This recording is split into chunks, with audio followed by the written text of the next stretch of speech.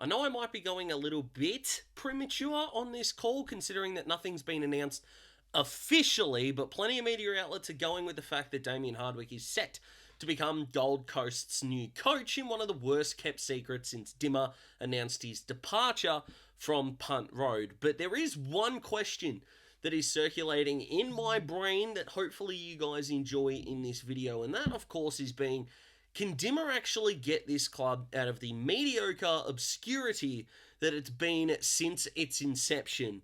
Whilst there is a case to be made that if Dimma can't, no one can, those consequences need to be explored. But is this Gold Coast list really ready for finals? Let's talk about all of it as we build up towards the end of the season. Let's go.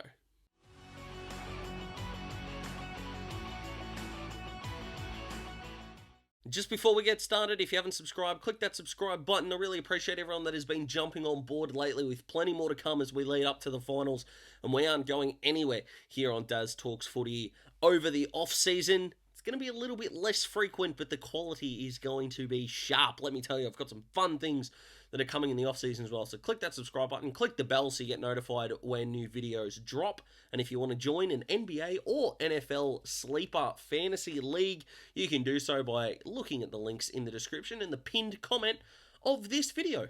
This video is also sponsored by Capital Edge Australia, who have jumped on board for the last few months, and they are experts in educating everyday Australians on the investment property market and helping everyday Australians create generational wealth with property. To learn more about Capital Edge, you can go to the description of this video, or you can use any of the links or the phone numbers here to get involved, or you can visit capitaledgeaustralia.com.au to get a free version of their property ebook to know how you can get started, or you can book an educational session that is completely free right there. Let's talk about the Suns. Now, let's start with kind of where they've gotten to up until this point, because that is a very quick answer, and that is not a lot that's good, to be perfectly honest. You could look at a Gold Coast team of the best 22 that's left, and then compare it to the 22 that they've got now, and the stark difference would be incredible. A side like GWS did suffer from not enough role players, too many stars,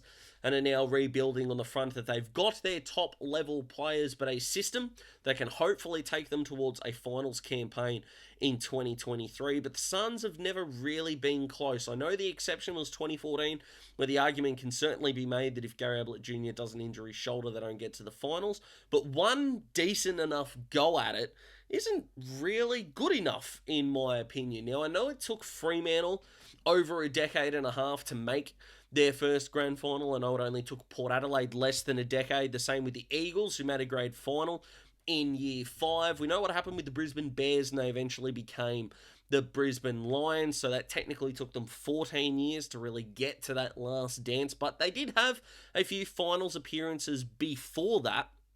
And of course, who can forget Plugger Lockett kicking that behind after the siren to lead the Swans to a grand final 9 years in, whereas this Suns team has lived now for over a decade and not made a final yet, which is a huge problem.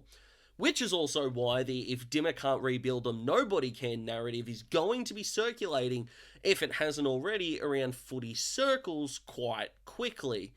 Dimma is not a miracle worker, but he is a fantastic coach. I live by the saying of a coach needs the players. No premiership coach in history has had a bad team. Now, can a good coach make a good team great?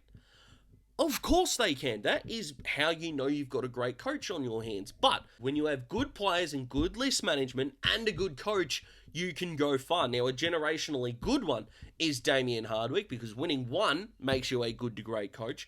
Winning 3 in 4 years is just downright ridiculous because of the nature of the beast. You look at another sport like the NFL, for example, they're barely getting teams that are getting to back-to-back Super Bowls sometimes. We know the Kansas City Chiefs, the New England Patriots, have been able to do it across the 21st century a little bit. The Patriots, of course, early days, the drop-off since Brady has left has been stark, but they're not getting teams winning 3 Super Bowls in a row. Yes, they have 14 more teams, I understand that. But they've got a 53-man roster once you get into the season. So you've got a coach, all your coordinators, that have got to get it right for 18 weeks of the season, 17 games, and then the playoffs. In the AFL, you have a coach and your assistant coaches looking after 42 to 45 blokes on a list for 24 weeks of the season, 23 games, plus finals. It is stupendously hard to win. But I think that the excuse of this coach wouldn't win without these players is frankly ridiculous. It's true, but not in a negative way. Damien Hardwick is a legendary coach. How anyone could think otherwise is genuinely ridiculous to me. And he's going up to the Suns reportedly on a 5-year deal, which is great. And Stephen King, hopefully, will be looked at for potential jobs in the future because he looks like he's had a really good start as an interim coach. We'll see how that goes and how he develops, whether he stays at the Suns as a senior assistant coach. We don't know yet. But it's going to be interesting, I think. But of course, the Suns started with Guy McKenna, who did, I think, an underrated job, especially since our coaches have gone before him. You've had Rodney Eade and now Stewie Dew. And Rodney Eade and Stewie Dew didn't really get the Suns close to finals, with, of course, they would start the year really well, drop off. Clubs have never really worked on the Gold Coast in any sport, which is a massive problem and something that the AFL are hoping Damien Hardwick is able to change, of course. But this is a club that's just been okay-ish with being mediocre. Now, I don't think the AFL did anywhere near enough to get Gold Coast off the ground to begin with. That might be a video in and of itself, but it hasn't really worked, and the AFL have kind of, I think, shirked responsibility for this a little bit, but we can only really focus on the here and the now. What is Damien Hardwick walking into?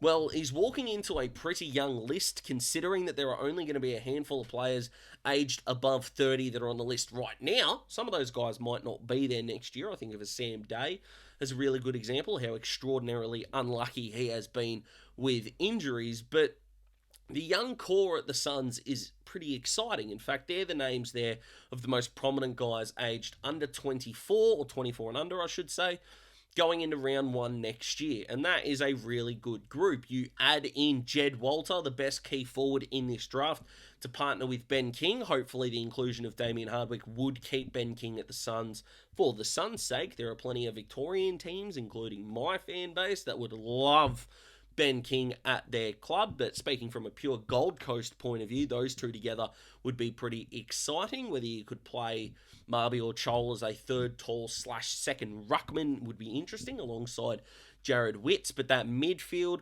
looks really good. Ballard and Collins are pretty good as well. The talent on the list is decent. Their best talent is still young, which is nice, but there really is a gap for mine of those 26 to 29-year-olds that should be hitting their prime that just aren't. They're not there. They don't really have that veteran leadership of when things are going downhill, they're not really getting saved by experience. You think of some other clubs down the bottom of that ladder. You look at someone like Fremantle, who, yes, if things aren't working with Brayshaw and Sarong at times, not many times this year, but someone like Jaeger O'Meara has stood up and been really good. You know, if Brandon Walker isn't really working down back, Luke Ryan has been really good. Brennan Cox has been really good. Now, these guys aren't necessarily old, but it feels like they've been there for a while. That bridge isn't there. Jarman Impey and James Sicily down back for the Hawks. Sis is probably going to win Hawthorn's best and fairest, or he probably would if he didn't get suspended for that tackle on Hugh McCluggage. But, you know, Chad Wingard has stepped up in the last 6 weeks before his Achilles injury and has been able to bridge that inconsistent gap that having a lot of kids in your side does create. Geelong looks so much better in the midfield with danger because guys like Max Holmes and Tom Atkins, these young guys that are coming through, need that experience head. So having a good coach doesn't necessarily mean they're going to be on the right track straight away. There are still plenty of list management decisions that Gold Coast need to get right, but you're setting a pretty good foundation there with the man in charge. If he is as rejuvenated and ready to go as we think Damien Hardwick is, then you can tick off the coach. You just can. But you've got Jake Rogers that's coming into this side as well as an academy kid, decent young midfielder. You've also got Ethan Reid as the best ruckman in this draft. Definitely top 2, depending on where you see the talent gap between he and Mitch Edwards. A guy like Ned Moyle might be able to get you some trade currency because you've got Witts, you've got Chol, Then you've got Ethan Reid coming through. Could another club offer Ned Moore some good coin and get a trade going there? You definitely could. You don't want to gut the list, but if you can pick up some more assets here or there to help not only pay for those draft points, but might even get yourself a fourth pick in this draft outside of those three, would be really handy for the Suns. Of course it would.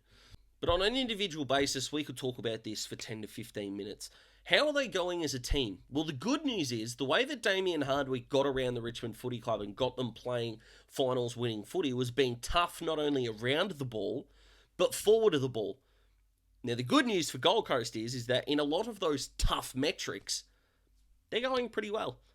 The bad news for Damien Hardwick in this Gold Coast list is when sometimes you just need the game to slow down and become a little bit easier, they're not doing well in at all. Check this out. So the good and bad of the Suns this year, everything that they're ranking good in probably would stand up in finals. Clearances, contested ball, all of these really good metrics that Gold Coast can use once they get to September.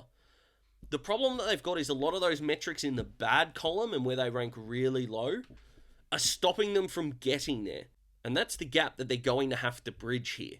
And that is Damien Hardwick's biggest challenge, because being tough, being strong, and hopefully generating more scores and more inside 50s the longer that this group play together, hopefully not too long, of course, is going to be to the betterment of the Gold Coast Suns. As we know, being tough around the footy is awesome. Not generating scores from that is you're effectively just running into a brick wall every time. And it's silly doing it once. It's downright stupid to do it twice, as hopefully common sense dictates to us. But this list is pretty good. I don't think we can underrate the quality of the list. Now, do they have enough A-grade talent? Well, their A-grade talent is building. They haven't had Tuke Miller for the majority of the season. And they do have A-grade talent in all three sectors of the field. Ben King is A-grade talent. Do they have another A-grade forward? Not really, and that's something that they can address. But you've got A-graders in the middle. Jared Witts is an A-grade ruckman. He just is. If you don't think so, you're not watching enough Gold Coast footy. Tuke Miller and Noah Anderson are definitely A-grade. Matt Rao can definitely get there. Bailey Humphrey looks a star. Whether you see him as a mid-forward is up to you. I'm a big fan of Elijah Hollands, and I think he could get there, but he's definitely not there at the moment. And then Ballard and Collins, definitely A-grade defenders. I would like to see a lot better rebounding from the Suns, and they do have these kind of deficiencies, but where Damien Hardwick needs to improve this group, in my opinion, is between the ears. There is a reason Gold Coast isn't working as a sporting city in Australia. That's not a coincidence. That things just might be a little bit easier up there. Things aren't taken as seriously. I don't know whether these things are true or not. I've been to the Gold Coast once. I was 12, and let me tell you, I didn't really give a stuff about footy on the Gold Coast when I was going to theme parks and all these good things. I simply don't know. But when you haven't made finals since your inception, you are not going to have a reputation until you put up or you shut up. And the unfortunate bit is the AFL are never going to threaten to shut up shop for the Suns and get rid of them. So they need this to succeed. They need Damien Hardwick there. So if it works, great. And to answer the question in this video, can Gold Coast play finals next year? They could. I think you're stupid to predict it though, because on what evidence do you have that says this group is ready? What evidence do you have based on the last couple of years on how Damien Hardwick coached at Richmond? Can you honestly say that they're ready to go? Now, could he take Dusty up there? He could. Could he take Rewald up there? He could. I don't know why you would take Jack, especially considering you're going to have King, Walter, Chol, these guys. You might even keep Levi Casbolt there as kind of an insurance piece if he doesn't retire by the time this video goes out. But how can you predict it?